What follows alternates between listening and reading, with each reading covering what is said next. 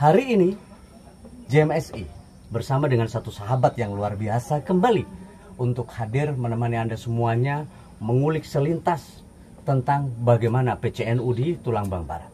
Saya bersama dengan salah satu pengurus, bukan salah satu, tapi ini yang bawa rekso PCNU di Tulungbang Barat, bersama dengan Mbah Yayi Nur Hadi, yang beliau siapa yang tidak dikenal, siapa yang tidak kenal dengan beliau yang satu ini. Kiprahnya sudah luar biasa, silent, tapi NU kemudian bisa bersatu padu di bawah kepemimpinan beliau. Langsung kita sambut, ini beliau, Haji Nur Hadi. Cekidot. Selamat sore Mbah Yayi. Selamat sore. Tapi pun. Ya pun. Alhamdulillahirrahmanirrahim. Sehat Mbah Yayi. Alhamdulillah. Alhamdulillah. Walafiat. Walafiat. Hari ini di tengah kesibukan jenengan yang luar biasa, yang baru saja hari ini itu ada beberapa kegiatan yang sangat padat, baik memang rutinitas maupun persiapan di harlah satu abad NU ke depan. Jenengan masih bisa menyempatkan waktu ketemu dengan teman-teman JMSI di pondok pesantren yang luar biasa. Boleh sedikit disapa teman-teman JMSI yang sudah lama nunggu jenengan? Makasih. Assalamualaikum warahmatullahi wabarakatuh. Waalaikumsalam warahmatullahi wabarakatuh. Selamat sore. Selamat beraktivitas. Mudah-mudahan aktivitas kita hari ini mendapat berkah dari Allah Subhanahu. Siapa yang tidak kenal PCNU? Siapa yang tidak ngerti PCNU? Satu organisasi Islam yang notabene menjadi mayoritas di Indonesia, khususnya di Tulungbang Barat. Hari ini JMSI tidak akan membahas tentang PCNU-nya, tapi isu terhangat yang saat ini menjadi sebuah keprihatinan masyarakat kita khususnya terkait dengan beberapa ulah kiai atau ustadz oknum di pondok pesantren yang kemudian melakukan tindakan-tindakan yang tidak senonoh, dalam artian bahwa tidak lolos ujian kalau saya nangkepnya. Nah, ini saya ingin mendapat gambaran terlebih dahulu sehingga baik jenengan sebagai kiai yang ada di Tulungbang Barat maupun selaku dari sisi pengurus PCNU. Monggo Pak Yai. Baik, terima kasih. Melihat fenomena yang berkembang pada saat ini, ada beberapa kasus yang muncul di permukaan, dan kasus ini sempat membuat masyarakat menjadi heboh, menjadi bimbang ya untuk mendoakan anak pesantren. Perlu kita ketahui bahwasanya yang namanya manusia hidup ini memang diciptakan oleh Allah itu untuk menjalani cobaan. Jadi kita ini hidup ini memang dicoba oleh Allah. Siapapun itu, mau dia kiai, pejabat, ya, mau dia wanita ataupun laki-laki, bahkan wartawan dicoba oleh Allah. Lebih dahsyat. Lebih dahsyat. Nah, ini fenomena seperti ini adalah sebuah cobaan, karena kita tahu setiap yang namanya manusia semakin mendekatkan diri kepada Allah, maka dia akan semakin kuat. Semakin pohon itu tinggi, semakin angin yang menerjang pun kuat. Dan setiap orang mau naik itu mesti ujian dulu. Ujian dulu, diuji sama Allah. Kita saja sekolah ada ujian. Ada pra semester, setelah itu semester kan. Setelah semester kita baru ujian nasional. Nah, ini dalam hidup kita juga diuji oleh Allah. Nah, kalau ada yang seperti itu, ya ini Allah. Diuji lagi Allah, diuji oleh Allah, derajatnya mau diangkat oleh Allah, maka dia diuji tidak mampu, tidak kuat menerima ujian itu. Karena apa? Yang namanya iblis dan setan ini selalu menggoda seseorang yang semakin dekat kepada Allah, semakin kuat godaan, semakin kuat. Dan perlu diketahui yang namanya kiai ini gak ada punya kerjaan. Kerjaannya wirid. Ngajari ngaji. Nah, ngaji, wirid. Jadi semakin orang itu dekat kepada Allah, maka mohon maaf, kenapa sampai Allah mengeluarkan statement fanggihuma tobalakum minan nisa? Karena memang seyogyanya laki-laki itu ketika semakin dekat sama Allah, libidosek itu naik. Dosek itu naik. Nah, ketika naik itu tergantung tadi, mampu nggak ngerem ini.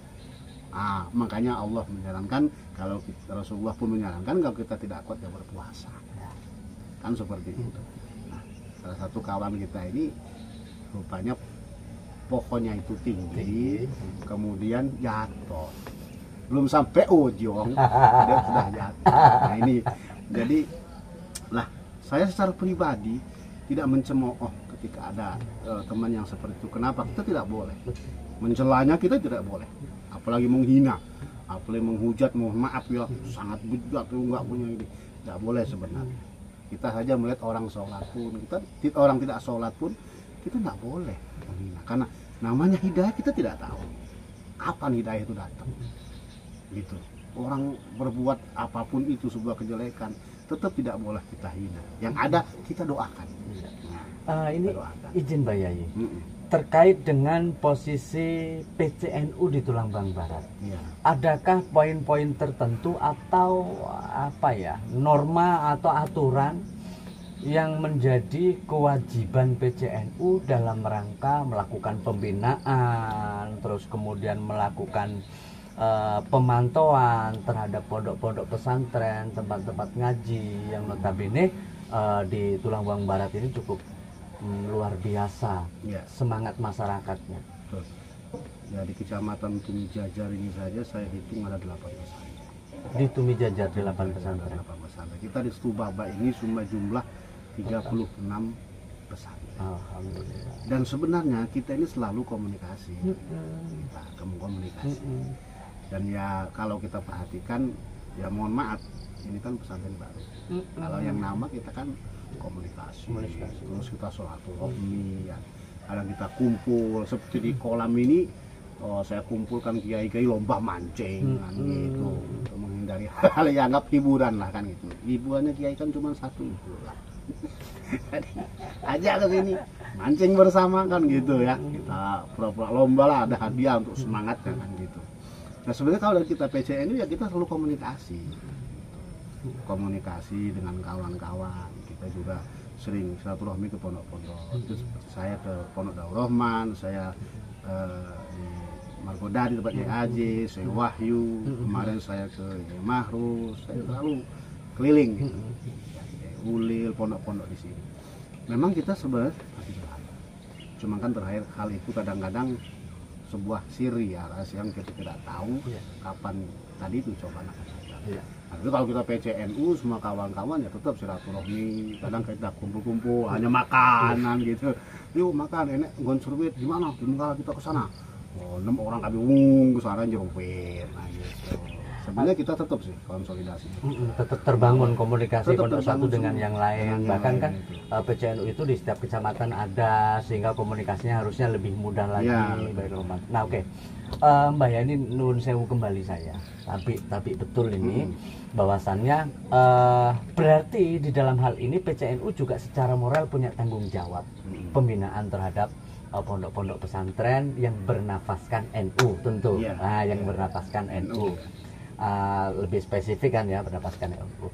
Nah sampai dengan hari ini selain komunikasi yang dibangun, misalnya kegiatan atau apa, atau sesuatu yang mengikat antara pondok-pondok pesantren dengan naungannya PCNU itu ada enggak? Kita ini kan itu Bapak ada FKPP. FKPP ini Forum Komunikasi Pondok Pesantren. FKPP ini diketuai oleh Yai Marus. Kebetulan Yai Marus juga adalah sebagai Surya. Jadi dipegang oleh beliau, kemudian sekretarisnya juga yang Gus Maksum. Nah ini ada sendiri forumnya. Forumnya sendiri. Tapi masih tetap dia posisinya mitra atau lembaganya NU? Ya kalau FKP ini kan forum. Jadi mitra ya tersendiri dia terpisah ya. Yang dibentuk oleh Kementerian Agama. Kan FKPP ini sampai ada FKPP provinsi. Oke. Kebetulan juga saya salah satu wakilnya dari FKPP provinsi. Ya jadi gini. Gus, komitmen PCNU di periodenya Mbah Yayi Nur Hamid terkait dengan bagaimana perkembangan Mbah Yayi Nur Hadi. Jadi terkait dengan perkembangan pondok pesantren, terus kemudian dengan peristiwa yang ada, kira-kira komitmennya apa? Sehingga supaya animo masyarakat kita tetap bersemangat untuk mempercayai bahwa pondok pesantren itu tidak semuanya seperti itu, gimana? Ya insya Allah melakukan pembinaan Pembinaan. dari FKPP, kemudian dari PCNU sendiri kita melakukan pendekatan kepada para kiai-kiai. Ini sebuah pembelajaran yang harus diambil hikmah. Nah kita selaku pemangku ini lebih ikhtiar atau lebih hati-hati, kemudian kita bagaimana dengan niat bahwasanya anak didik kita, ya anak kandung kita anggap sebagai anak, kan, gitu, yang harus kita besarkan, kita asuh, bagaimana mereka hidup ke depannya, misalnya ada yang kuliah, bagaimana kita carikan mereka itu kuliah yang gratis atau yang murah. Nah ini dalam rangka kita membantu, dan itu sudah kita sampaikan dengan kawan-kawan para kiai. Terus kemudian yang terakhir terkait dengan masih satu wewenang ataupun tanggung jawab moralnya PCNU, Pak Mbak Yai Nur Hadi. Jadi gini, pesan jenengan selaku ketua PCNU terhadap teman-teman pondok pesantren, poro yai, poro ustadz yang ngajar di TPA maupun mereka yang punya majelis-majelis terkait dengan kemajuan teknologi, tentu itu juga punya pengaruh yang cukup besar dan lain sebagainya. Terus kemudian juga terakhir pesan jenengan kepada para wali santri, calon wali santri yang kemudian akan mempercayakan, menitipkan ke pondok-pondok pesantren yang ada di wilayah terdekatnya masing-masing. Nopo menikah? Ya, saya kira pada wali santri tetaplah sebuah pendidikan di pesantren bagaimanapun itu yang terbaik. Yang mana pesantren ini dulu di awalnya adalah seperti Tebu Ireng ya, ada Syekh Hasyim Asy'ari, kemudian Mbah Yusuf Samsuri, dan yang lainnya. Artinya memang hal ini hanya sebuah bisa dikatakan cobaan. Jadi wali santri tetaplah mendidik anaknya di pesantren. Insya Allah yang lainnya juga amanah. Artinya seperti itu. Artinya tidak ada semua pesantren seperti ini. Tidak ada. Kembali lagi itu lagi dicoba. Lagi ujian. Lagi uji, namanya juga ujian. Ya kita dalam menghadapi ujian ini ya konsepnya ya bersabar. Artinya tidak lalu kita menyalahkan sebuah pesantren itu seperti itu, tidak semua pesantren. Iya betul. Ya tidak semua. Di Indonesia sekian ribu, paling berapa biji? Iya, itu Bapak sekian, paling ya berapa biji? Nah, itu semua kembali lagi siapapun orang Islam, siapapun yang ingin mendekatkan kepada Allah mesti dicoba oleh Allah. Itu saja. Jadi bukan kadang-kadang hal seperti ini seolah kita sengaja, paling itu ada dorongan dari gaib ya setan. Ya, Jadi pasti. karena iblis ini tidak akan senang ketika orang melihat orang itu semakin dekat dengan Tuhan, dengan Allah, itu mesti bagaimana caranya menggugurkan itu kan, gitu, menjatuhkan itu hal yang biasa. Nah, ini yang paling terakhir. Kalau saya melihat dari sejarah awal jenengan bagaimana membangun pondok pesantren ini semuanya, mulai dari belajar sampai selevel sekarang, tentu juga pernah mengalami ujian-ujian serupa. Ya. Tipsnya mbok dibagi sama teman-temannya. ini paling terakhir ya. Tipsnya mbok dibagi ke teman-teman yang lain sehingga punya kekokohan iman secara kontekstual lah, secara keseluruhan. Iya, artinya ini tadi apa? Karena gini, setiap manusia itu naik pangkat atau naik derajat itu kan ada yang cepat, ada yang lambat. Ada juga dengan berbagai macam cara dia ingin cepat naik. Hal yang seperti ini kan kadang-kadang terjadi, naik pohon cepat-cepat biasanya jatuh. Tapi kalau naik pohonnya pelan-pelan sesuai dengan Al-Quran mengatakan pastawa. Kita itu harus hidup dengan pastawa sesuai dengan tahapan-tahapan. Karena Rasulullah sendiri diangkat menjadi Rasul usia 40 tahun. Tahapannya luar biasa. Tahapannya luar biasa kan dari Rasulullah. Sudah dicontohkan oleh Rasulullah usia 40 tahun. Baru beliau keluar stempel sebagai Rasul. Nah, pesantren kita ini ya dari awal memang kita tidak menerima ya, perempuan, santri wanita dari awal, karena saya kepingin laki-laki, karena saya juga dulu mondok santrinya khusus laki-laki. Nah, setelah ada yang perempuan daftar, nah kita pun nelpon ke guru kita, boleh enggak? Kalau saya secara pribadi tidak menerima, kata guru ya terima. Nah gitu, terima. Itu amanah. Ya bagaimana kelihatannya ya berusaha untuk tidak dekat dengan santri. Artinya kita dekat dengan santri itu hanya ketika ngajar. Ada batasannya. Ada batasan. Kita bisa bagaimana ngerem itu. Ya semaksimal mungkin untuk ngerem itu. Nah, insya Allah bisa terhindar. Tapi tadi terhindar dari itu, dari yang lain juga datang. Nah, itu memang tadi ketika kamu naik pangkat ini kan, wah cobaan itu nggak akan berhenti kan. Iblis tetap tidak akan berhenti. Oke. Terima kasih Mbak Yai, Ya, luar biasa. Setelah satu segmen ini saya juga masih ingin mengulik selintas persiapan kita di Harlah NU yang ke 1 abad ya, nanti kita akan bahas, tapi di segmen ini kita cukup dulu. Nanti masih banyak, saya harapannya nanti JMSI akan tetap berkunjung ke sini mobile, sewaktu-waktu kita bisa obrolkan lagi terkait dengan kepentingan-kepentingan kemaslahatan untuk membangun Tubaba menuju yang lebih beradab lagi. Amin, amin. Sekali lagi terima kasih, mohon doanya semoga barokah pertemuannya dirahmati oleh Allah. Dan tetap sahabat JMSI dimanapun Anda berada, jangan kemana-mana dan masih tetap yakin saja bahwa tidak semua pondok pesantren itu bisa mengalami hal yang serupa. Tapi di Tulambang Barat dengan sejumlah pondok pesantren yang masih banyak itu, ternyata masih banyak pondok pesantren yang masih bisa kita percaya untuk menitipkan anak kita demi anak yang soleh ke depan. Terima kasih. Cekidot.